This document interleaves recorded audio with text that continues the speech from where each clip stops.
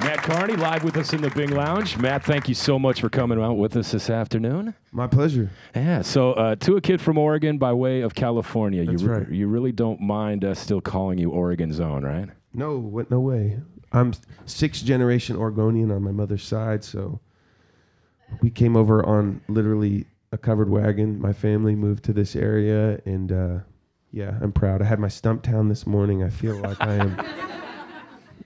I feel it in my blood. You know, it's coming back to me. So. Well, we always have to say Oregon's own, but by way of California, and I hear that's, Cal State Chico? Yes. I had friends that went there, man. Don't hold it against me. Chico State, yes. Yeah.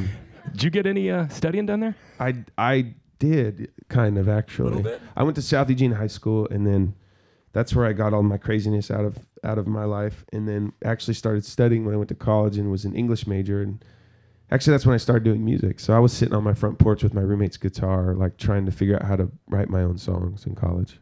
Yeah, so, well, that's kind of a late start, but what did come first? I saw you playing the piano, guitar or piano? Guitar definitely came first. I mean, they both came late, but guitar came first.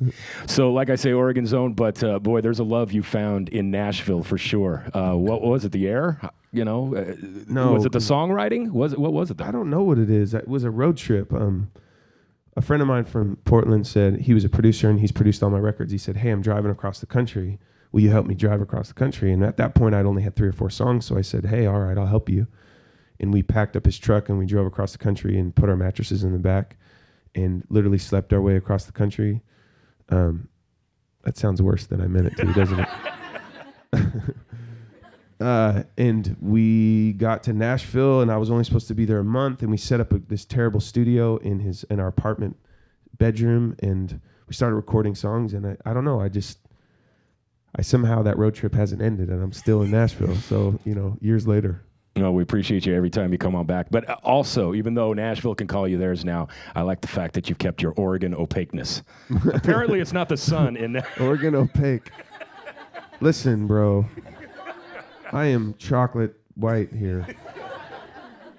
So in kind of a newlywed, too. I mean, it's still under 1 year. Annie's doing well?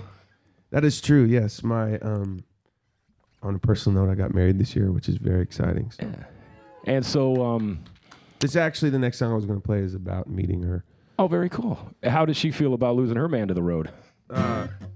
You know, it's part of the highs and lows. We were in Napa Valley last weekend playing, you know, working really hard, playing a show. So it goes both ways. So with the new relationship, is that why the new album's going to be entitled Young Love? Or is it just because there's not enough songs about love?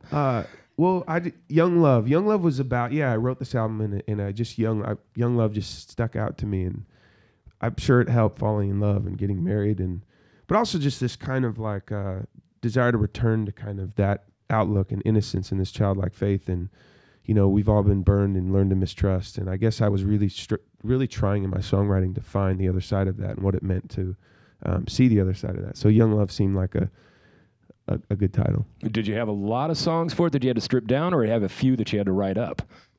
Both. I had, you know, I always have too many songs, and they always come at the end of the record too, which is funny. So,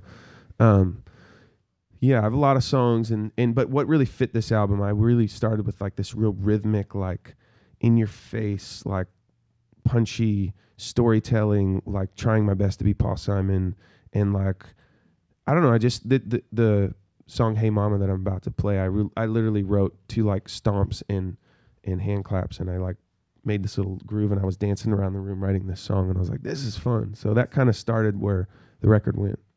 Well, let's definitely get into it once again. The man's coming back July 17th. He'll be at the Roseland, but with us today, special in the Bing Lounge, Matt Kearney.